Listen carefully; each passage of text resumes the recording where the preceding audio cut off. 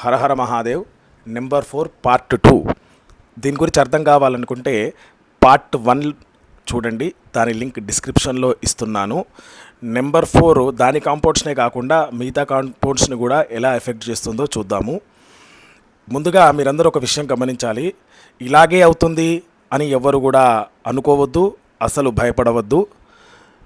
వారు చేస్తున్నటువంటి పనులు, వారున్నటువంటి సిచ్యువేషను, వారి దశ అంతర్దశలో రాహు బాగలేకపోతే ఇటువంటివి వాళ్ళకి ఎక్కువగా అయ్యే ఛాన్స్ ఉంటుంది. ఓకేనా? వీళ్ళు మెయిన్ ప్రాబ్లం ఏంటంటే డిసిజన్ టేకింగ్లో ఇబ్బంది పడుతూ ఉంటారు.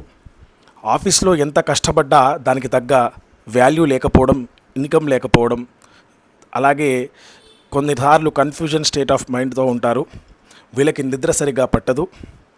అలాగే మిడ్ నైట్ వరకు కూడా ఎక్కువ టైము మొబైల్ అండ్ టీవీతో గడుపుతూ ఉంటారు. వీళ్ళకి పీడకలలు కూడా వస్తూ ఉంటాయి. కెరియర్ లైఫ్ పట్ల ఫోకస్ ఉండదు. స్టడీ పట్ల కాన్సన్ట్రేషన్ తగ్గుతుంది.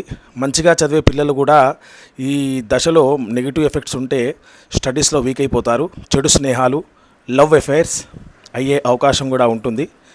అలవాటు లేని వాళ్ళకి కూడా స్మోకింగ్, డ్రింకింగ్ అలవాటు అవుతుంది. ఆల్రెడీ అలవాటు ఉన్న వాళ్ళకి ఎక్కువ అవుతుంది. బిజినెస్లో కూడా జస్ట్ చూస్తుండగానే 3-4 నెలల్లోనే చాలా డౌన్ఫాల్ వచ్చే అవకాశం ఉంటుంది.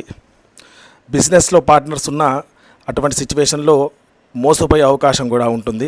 అందరూ ఉన్నా ఒంటరిగా ఫీల్ అవుతూ ఉంటారు. పేరెంట్స్ మాట వినకుండా ఏమవుతుందిలే అని చేసేయడం పనులు, తర్వాత మళ్ళీ బాధపడడం, అటువంటివి కూడా జరిగే అవకాశం ఉంటుంది. బ్యాడ్ ఇన్వెస్ట్మెంట్స్ చేయడం, లిటిగేషన్స్లలో ఇరుక్కుపోవడం, మెయిన్గా డబ్బులు స్ట్రక్ అయిపోవడం, మనపైనే మనకి కోపం రావడం, మనశ్శాంతి లేకపోవడం లాంటివి జరుగుతూ ఉంటాయి. మెయిన్గా టీనేజ్, యంగేజ్ పిల్లలకి నెగిటివ్ థింకింగ్, నెగిటివ్ పట్ల అట్రాక్ట్ అవ్వడం లాంటివి జరుగుతూ ఉంటుంది. ఇక హెల్త్ విషయానికి వచ్చేసరికి చాలా వింత సిచ్యువేషన్స్ ఫేస్ చేయాల్సి వస్తుంది. ఈ ఉన్న రియల్ టైంలో అవన్నీ కూడా డిస్కస్ చేయలేము. ఇంట్రెస్టెడ్గా ఉంటే పార్ట్ 3 అని కమెంట్ చేయండి. కన్సల్టేషన్ కోసం స్క్రీన్ పైన ఉన్న నెంబర్కి వాట్సాప్ చేయండి. హరహర మహాదేవ.